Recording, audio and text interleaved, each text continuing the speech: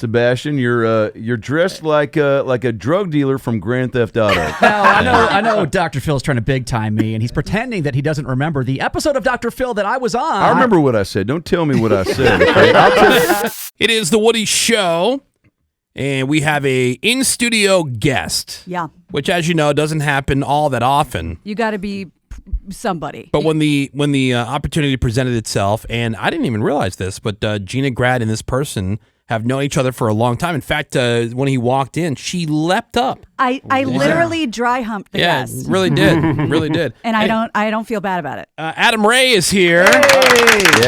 Hi, Adam. How are you?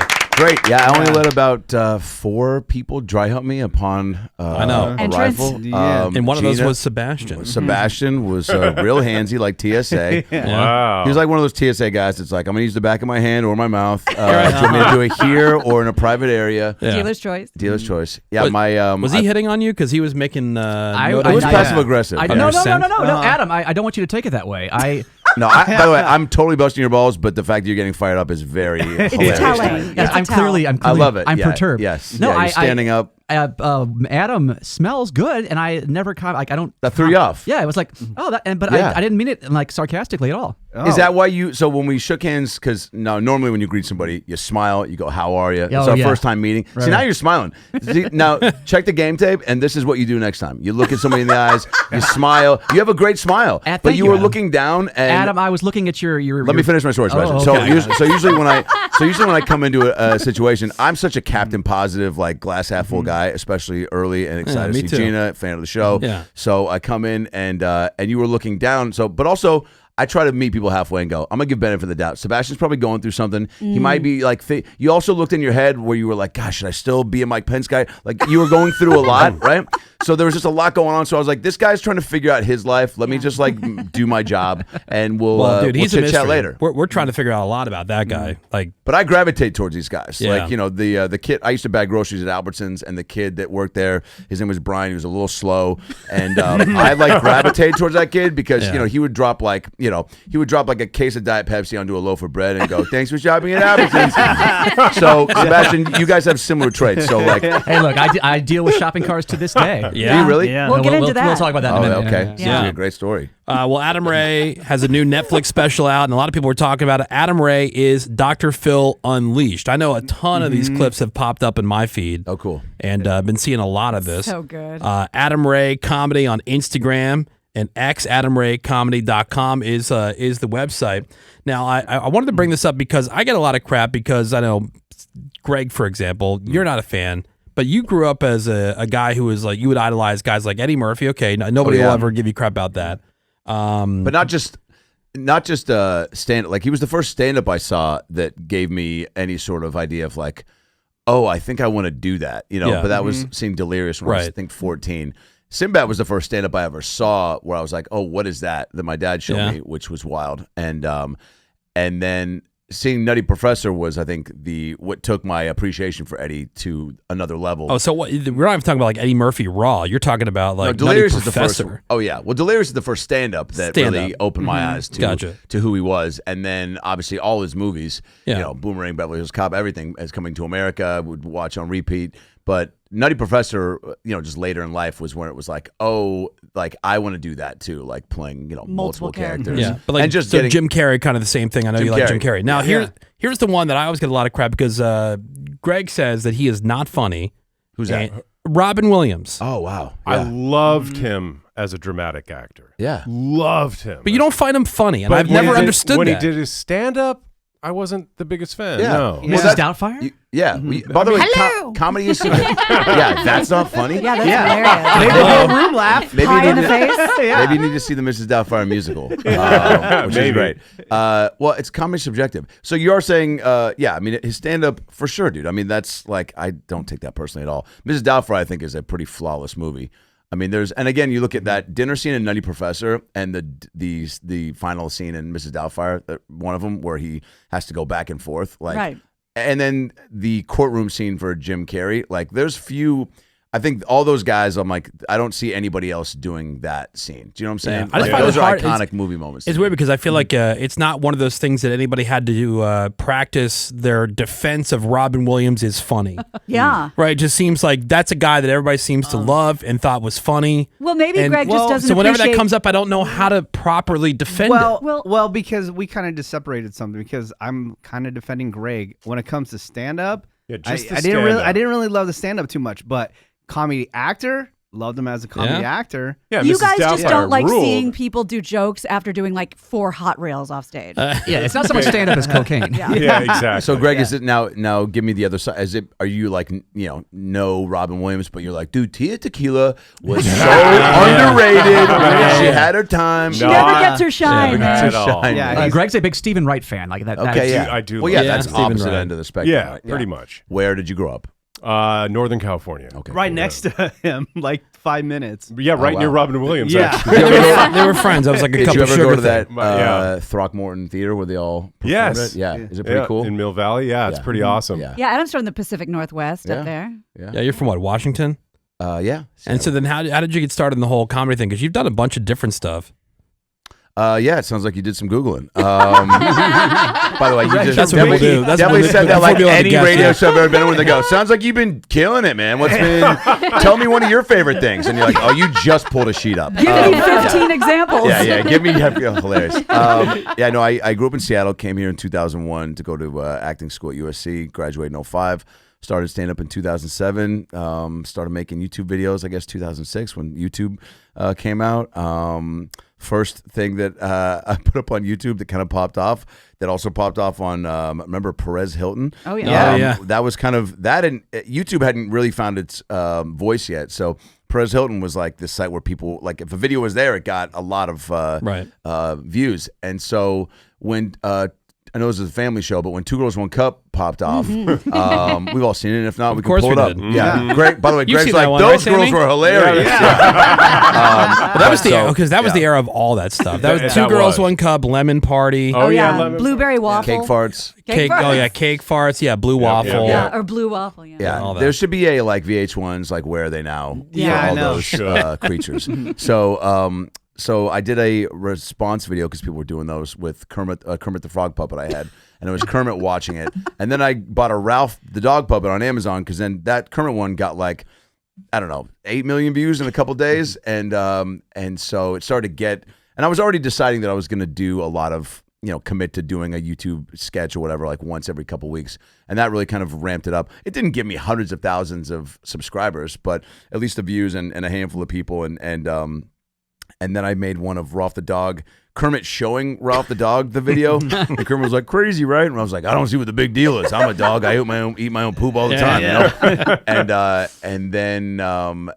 And then started, working, odd jobs around town and working in a casting office, and then was doing open mics while I was doing all this. I think I just got to a point where it was like, I need to, once you graduate college, I mean, the acting school was great and great training and really stripped away a lot of all I'd done in high school was musical theater. So I was definitely big in performing, and even on stage and stand up for a little bit too. It was like getting to that, grounded point for not only acting, but like being on stage and being able to be conversational and relatable and actually connect is the word the Booker at the Comedy Store would use a lot. He's like, you're talking at him. You got to, bring it down a little bit. So I'd say the acting school was great for that. But then you graduate and you truly feel like you're just thrust into. I mean, I felt like, You gotta figure it out. now what? Yeah. You know? Right. Mm-hmm. And so that's why I was like, I just need to do as much and everything. And so that's why it was like casting office and videos and working at Universal Studios and then making these videos and You're like a open tour mics. guide.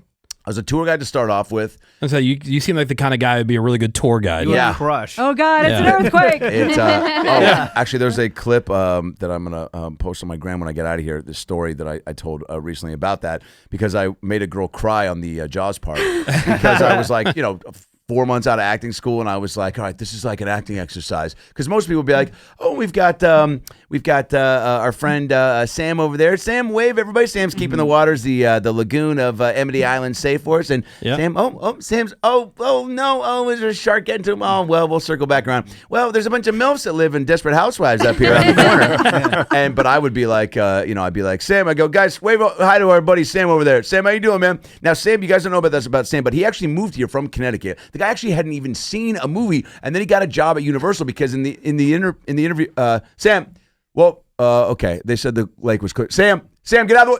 Oh God, Sam, no, guys, I'm sorry, this is not Sam, no, ah!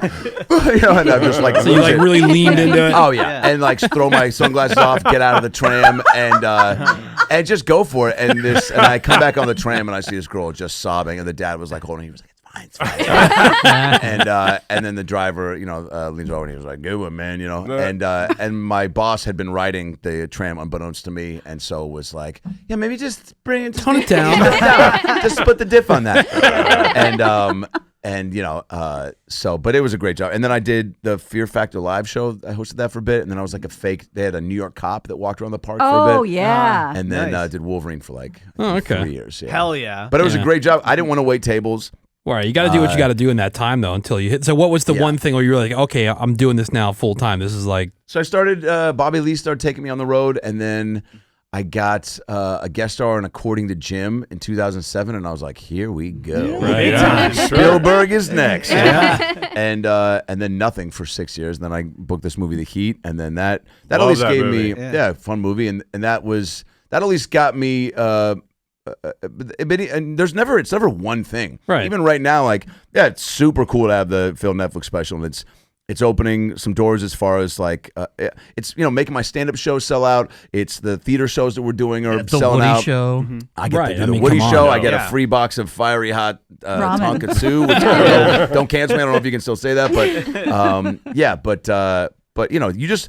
At least for me, I'm always like, I just, was so conditioned to throwing a ton of darts. I mean, Gina knows this for every time I've seen her over the last 10 plus years. I'm just, trying as much as doing different stuff. Yeah, and that's all you can do. Like literally, he would come in to the Adam Carolla show and it'd just be, just a guest, come chop it up. He'd be like, oh, by the way, I have a song. Go ahead and play it. I wrote a song and I scored it. Or he'd come in and have a hot take as Tony Danza. Oh yeah, just the hottest of takes. I was real topical with my impressions. Yeah. Mona. Woody does a little bit. I don't know if there's a dueling Danza's opportunity. No, there's not. We would. It was a joke because we get a winner on the air and the name was Angela. So all of a sudden Greg would chime in, Angela. Bro, what a career. You know what's so funny? You look at guys the same way that Pauly Shore, as much as he becomes a joke at some moments, you go, man, that guy had a run in the 90s with movies. Oh, yeah. And same thing with Massive Danza. Star. Danza had, I think, 3, Taxi, Who's the Boss, and then his own talk show. And I'm like, man, what, especially in that time to have at least 2 sitcoms. Oh, you should be so lucky. My God. I mean, who knows what that Who's the Boss residual money looks like, but then the talk show was huge. I forgot. I completely The talk shows where I became that. a fan of him because when I was a senior at SC, my other kids I lived with in my acting school, we'd sit around and one of them dealt marijuana, so we'd all just, is this, you can talk about, Please, yeah. And I feel like if there's fiery hot tonkatsu, then you can, it's pretty much the game. The world's yeah. And so we would enjoy that, and from 1 a.m. to 2 a.m., was the Tony Danza show syndicated. Nice. And then from 2 to 3 was Nick Arcade on Nickelodeon. Yeah. So we had a 2-hour block for every night. We would just sit around, get Stony Baloney, and laugh. And the Danza talk show was mind-blowing. I think ABC just loved the idea of Tony Danza hosting a show because he's so likable. But his monologue, he'd come out and go, all right, we got a great show for you guys today. Oh, let's see, what's going on in the news? Oh, the Yankees, the Yankees, they didn't make the playoffs. They didn't make the, but, I really hate that because those uniforms, I really like those stripes on those uniforms. What else is going on? Oh, Julia Roberts just had twins, Julia Roberts. Of course, 2 babies that look alike, so that's going to be tough to figure out who's who. Funny story. So I went to the store last night, and Tracy, my wife, goes, Tony, go to the store, get some some eggs, some milk, and some butter. And I go, all right, eggs, and milk, and butter. I go to the store. You write it down. Hey, who's got a wife? Your wife go get the butter. You write it down. You go to the store, and you're like, all right, don't forget the butter, the eggs. I think that was it. And then you come home, and you go, I got the eggs and the butter. Here you go. Get off my back. I got the eggs and butter. We're good. And then she goes, Tony, where's the milk? And I go, oh, jeez. We got a great show. Kelsey Grammer's here. And there was no end point. Yeah, there's no rhythm to it. No rhythm. And I just watched, and even they cut to the crowd, and they were like, is that? Nice. But let's not sleep on all of your impressions. I mean, you've done Jay Leno for, what was it, Pam and Tommy? You've done Vince McMahon on Young Rock. I mean, he gets booked literally to do all of these. Yeah. Because that's probably how you did the Mad TV thing. I mean, because if you can do a lot of different impressions. Yeah, a handful. I mean, I never consider myself really an impressionist. I think I'm pretty good at like mimicking. As I said. But also, but really, I mean, I guess that's a form. People like Melissa Villaseñor or Dana Carr, people that really like embody. But also, I guess, with Phil now, I've been doing it so long that it's like that does constitute to me a good. I don't know. There's impressions. There's people that can do. Like, I can't do my friend Jonathan Kite can talk like Nicolas Cage forever. I can just do like Nicolas Cage stubbing his toe in the dishwasher. Right. Oh, like that's all I can do of Nicolas Cage, right? Like Ray Romano, here's Ray Romano finding out that his Peloton got delayed and it won't arrive in time for his Peloton party.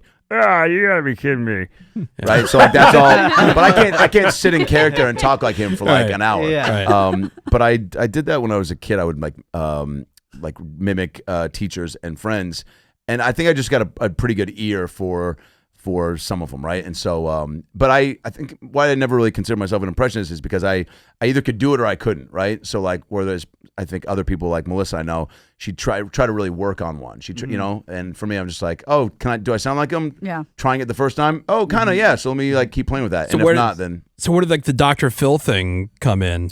So that was kind of like a messing around one day, and all of a sudden, because that's the best idea. The best idea is the one that you weren't really planning on. Yeah. The things that you all think are going to be great end up not being so great, and the stuff you kind of like, you undersell it. That's the stuff that usually this business is so flimsy. There's so much uncertainty. Like you can't plan for like when people are like, dude, how do you make a good viral video? How do you make a? You just have we get that around here a lot of time. Hey guys, we have to come up with a viral video just make a viral video. Yeah, these stupid meetings all the time to promote this concert we're throwing. Right, let's make a viral video. Yeah, we need a viral video. What concert? What concert are you promoting? It happens throughout the year. We have one called Alter Ego that we're hosting. Let's go. So like Offspring and Incubus and all these bands, right? Cool. Yeah, and they're like, we just need to come up with a viral just make video. A viral video. No problem. They don't even know what that means. No, of course they don't. Well, then no, they it means like a billion views and make the concert sell out. Yeah. Right. My idea was getting these two girls to promote it with a cup, but I got shot down. Great idea. Well, can you describe what the video would look like? In detail? They would take in detail. Giant shit in it. Yeah. Let's go. Let's go. And some people think it's fake, but no, it's real. Let's go. Yeah, but the Dr. That's Phil tonight's thing. Doritos joke of the night. Because now it's a whole Netflix special. Now you got the real Dr. Phil, who's would you say he's on board or just kind of leaning into it? Did you watch it? Yeah, I watched it, but I saw it, but I'm saying there's because you would have to make a decision, right? Like if you're Dr. Phil, it's like you can either not say anything and just keep it quiet, or because I've heard a couple different things about Dr. Phil and I've never met him. I know you have. Two people in this room have. Yeah. I've met him once. He's pretty quiet. Like he seems like a guy who might take himself a little too seriously. But it like seemed not to be joked about. But it seemed like he leaned into that vibe of he gave you a bunch of crap. He tried to big time you the whole time, and that was the joke. I hope that was the joke. That he was in on it. He well, first of all, I didn't try to sit down and go, what daytime talk show host should I? Should I impersonate? Ellen? Ellen, Sally Jessica Raphael, Montel, Jenny Jones, Ricky Lake, Donahue. It was really I was doing this pilot where I was like, all right, what show, again, back to Eddie Murphy, if I could make my own show, what would I do? And so I put a bunch of money into me playing 3 different characters. It's this pilot called Jeremy Rising on my YouTube where I played this old woman character and then this young nerdy man boy. Both characters I've since done on the show Kill Tony. And do we got to wrap it up? Sammy, you roll. God bless Sorry. you. By the way, don't give her a hard time for her Christmas sweater game. She's crushing it. Thank you. And if anything, you guys need to get on board. Although I am Yes. seeing the In Living Color sweatshirt, which thank is you. a nice throwback. And You are dressed appropriately, but let's go. We didn't mean to today, Adam, but sorry, Greg and I are both wearing our Joe Coy sweatshirts. Let's go. Yeah. Are they We just- comfy? They are. They But are. we You wanna need, talk we about need guy- Adam He has merch. good I've got merch. great Phil merch. I'm gonna say, I mean, that looks very soft, but this is very soft. I should have brought it in. Challenge I'll accepted. I'll get some sizes and send them over. That would be amazing. So I started doing that, and then one of the other characters was this gay hairstylist. That the main character Jeremy, his dad left his mom, became a gay hairstylist, and then his grandma's in it too. I got Joel McHale in it, who Jeremy, the main character, wins a free lunch with. David Koechner's in it. Tom Lennon plays the boyfriend of the gay hairstylist, and then Ron Funches is like the medium down the hall who's like in competition with Elaine, the grandma. Yeah. It's really funny. So I was like, this would be my show where I could get to play this dysfunctional family. And my friend at the end of the day goes, "You kind of look like Dr. Phil," because I was, in a fat suit and bald, and I mean, I'm unrecognizable. And so I was like, "Oh, I should go to the factory tonight and do a set as Phil." Did that. I'd kind of been doing the impression sporadically on Corolla, but again, sporadically, right, in like 2 to 3 minute increments. And so this Exactly. was like.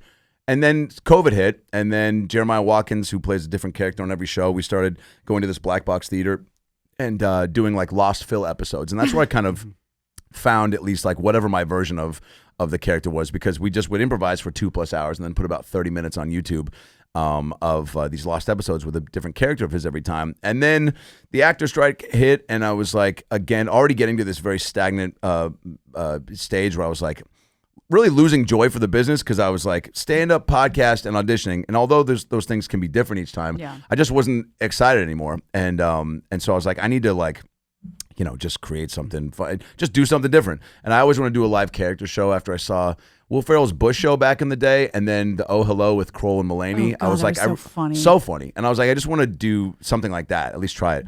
And then I was doing these Adam Ray and Friends shows, and then a bunch of those and Friends shows started popping up. So again, I'm just like, man, I feel like I'm just one of the many. And Bill Burr had bailed on the show, so I knew I had him committed.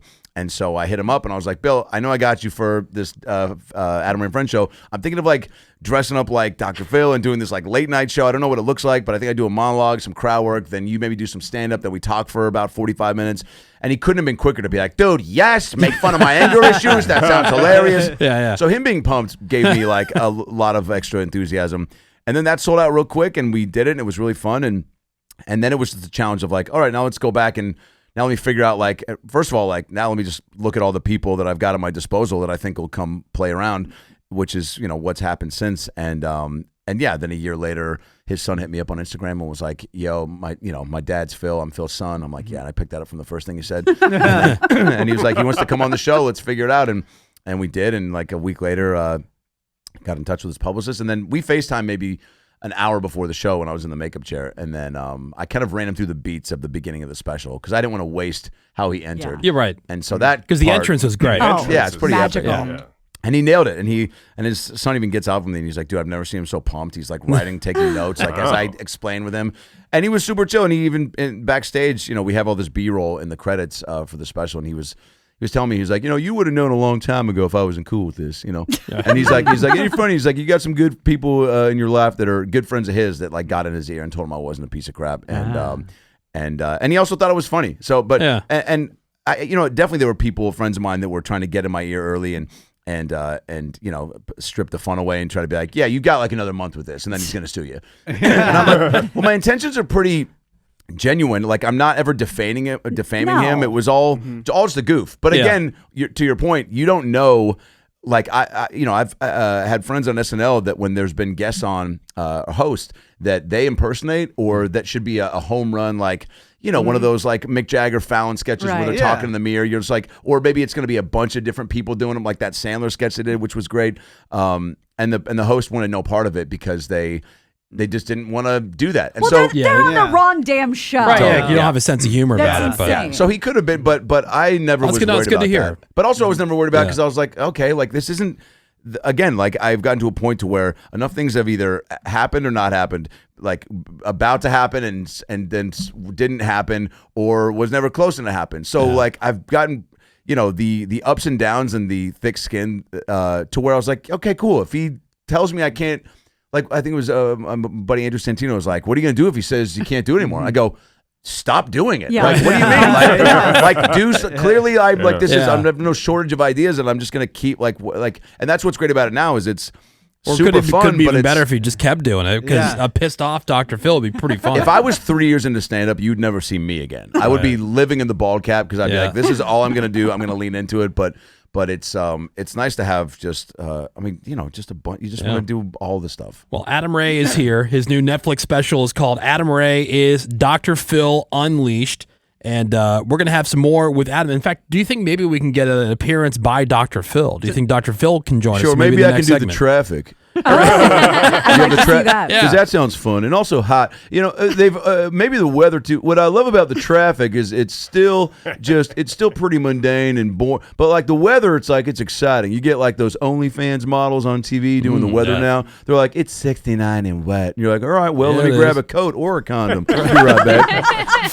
Adam Ray is here. Yeah. Greg, fangirling. I know. I said we should spend the next 3 hours talking about nothing but hacks. Agreed. Greatest show. Gene Smart legend. Perhaps Also a ever made. Seattle gal. Yeah. He talks about that all the time.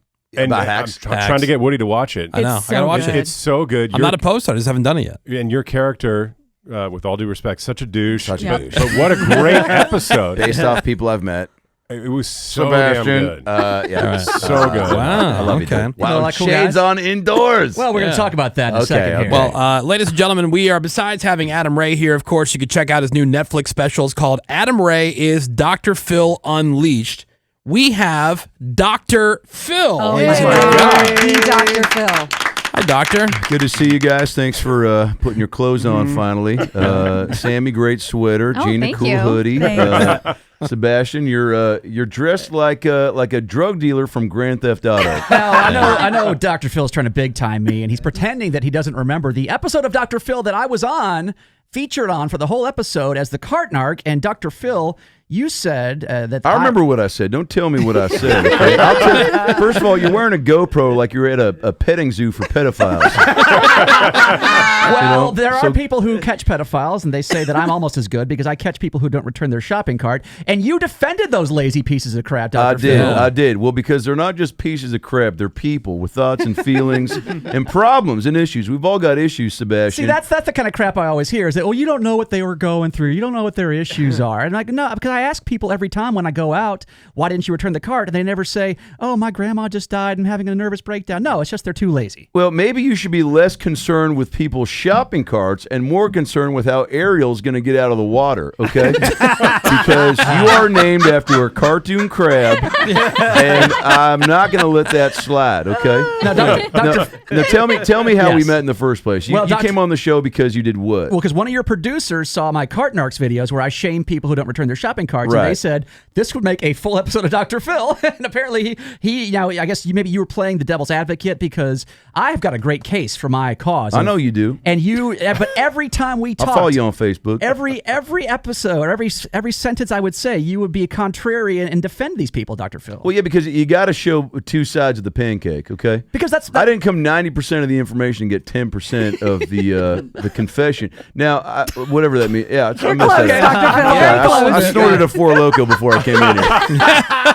Now, Sebastian, the shades are coming off. So I want to be able to connect. Well, maybe you're going to let your guard down and actually open up for a second. Well, okay? Dr. Phil, what do you want to know about me? You seem. What do you like to do when you go? How do you relax, Sebastian? Because you seem like a wound up guy. I am. Yeah, you are. You're a little tense. Your body language is screaming. Like you tear tickets at a bukkake. You got to get people's attention. That's Dr. Phil. You know this. So what now? What do you hate about the carts being all over the place? It drives you up the wall, Well, right? because it's number one, it's just unkempt and it looks bad. I hear you. But number two, it also does things like block handicap access. So when people leave them in the walkway, if you got a walker or you're a mom with a stroller, that you now have to deal with someone else's cart that they were just too lazy to put away. Well, most people with handicap placards have stolen them, okay, or have borrowed them. So let's just get into that. I used to date a girl. She goes, "Will you send me a dick pic?" And I said, "Why don't I send you a picture of a guy in a Hummer parking in a handicap spot?" Same thing. Same thing. So, Dr. Phil, because you had excuses and apologies just like you do now for these people. One time we sent out Agent McGraw to bust people Crime Dog McGruff? See, they're related. So Agent McGraw went out and busted a lady who left her cart in the handicap spot, and he used what's your philosophy. He made excuses for people, and this is how that went. Okay. Agent McGraw here, patrolling but not shaming, because everyone has a good excuse for leaving their cart out.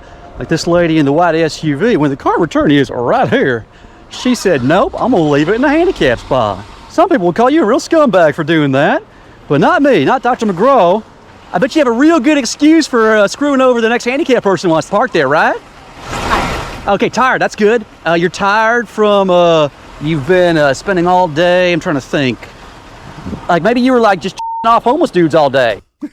Wow. So there, he used your psychology. Sure. Right. Well, I think you have to step back and assess, decompress, and digress. Break that down for me. So the idea being that she gives the I'm just tired. I'm too tired, which is obviously a lie. But then you want to build a bigger story for her so she's more sympathetic. So if she was giving handies to homeless guys, maybe that's why, because that shows that she's empathetic and she's giving to homeless guys. Right. Specifically. Well, and homeless guys, we've all been there. We've all seen them. We've all walked by them. Okay, we've all done what you did to Adam Ray in studio, where you look down and you act like they're not even there, right? A big time in them. But you shake their hand. But we've all come from we're a product of our environment, right? And you're from where, Sebastian? Nashville, Tennessee. I thought you were going to say under the sea, but I think that you've been same thing though. Tomato, Ray Romano. Now, when you grew up in Nashville, Tennessee, did you have a problem? What got you perturbed as young Sebastian? Were you all fired up about carts, or was it more about macaroni and farts? It was actually littering. Every time we would go. You'd go around and pick up people's trash. My parents would make me. Why? Because we would go to the park to go exercise and play, and they said, well, because you used this park, you should do them a service and pick up litter. I mean, your parents sound like great people, but also they sound like they've been doing a little too much ayahuasca. Maybe they should let a kid go inside and deep throat a Capri Sun and play some Xbox Live with a kid from Israel. But see, that's the kind of stuff that leads to the downfall of society, Dr. Phil. I mean, in fact, if you recall from our episode, I do. I remember everything. You guys actually invited my mom to be on the show with me. Yep. And I will give you credit, Dr. Phil. You were very kind to her. Well, she was a sweet lady. And you just gave me all the crap, though. And she was wearing a really tight-fitting top. So. Look, she had 4 kids. Yeah, well, they were large and Charles in charge. But see, here's the thing, Dr. Phil, is I was really, and Greg was disappointed in you when I was on your show because you. Well, Greg's always disappointed. Have you ever met a Greg who's not disappointed? I mean, everywhere I go, Greg is always glass half full. He's always like, I stubbed my toe, or they closed the KFC glory hole on my block. Greg is always just up in arms about some sort of. Greg's the guy at the gym where they say no cell phones in the elliptical room, and Greg actually enforces it on like senior citizens. That's a Greg. You ever meet a Gary who's 8 years old? That's Greg as an adult. You're like, why is your name Gary? You're only 8. You for sure have a family. Now, Dr. Phil, do you ever feel guilty that we even know who the Catch Me Outside girl is now? Because if it wasn't, if it wasn't for the Dr. Phil show, this Catch Me Outside girl would never be. She's a millionaire. She wouldn't be Bad Baby. Yeah. Well, I know, and look, I have access to her accounts, and I've seen the people, and Woody, I just want to say thank you for your donations. Yes. Because had she not gone online and asked strangers, perverts like yourself, for cash, she wouldn't have a house, and a life. So good on you for giving back, and for paying for pictures of her back, which is I know your favorite part of the body. But I don't have any remorse for what I've done. If anything, I wish I would have gotten to know Oprah better. She gave me a leg up, but I wish I would have asked her what's maybe smelt Stedman's fingers from time. I don't know, just gotten a little more intimate as far as friendship goes. As you said in your Netflix live show, you want to go lick that calf again. Lick that calf, yeah. I've got a lot of fun sayings like that, Gina. Like you can't jump on you can't get on a treadmill if you're in a wheelchair, right? Everybody knows that classic. You can't. You can put peanut butter on the dog's balls and lick it off, but it's Tuesday somewhere, right? Yeah, right. Yeah. And also, you can be a cart narc and pick up trash as a kid, or you can make friends and put away the sex doll for another Christmas. We'll be right back. Life choices. Thanks for having me. Thank you, Dr. Phil. Go watch the He's special. used to getting a round of applause from an audience. Yeah.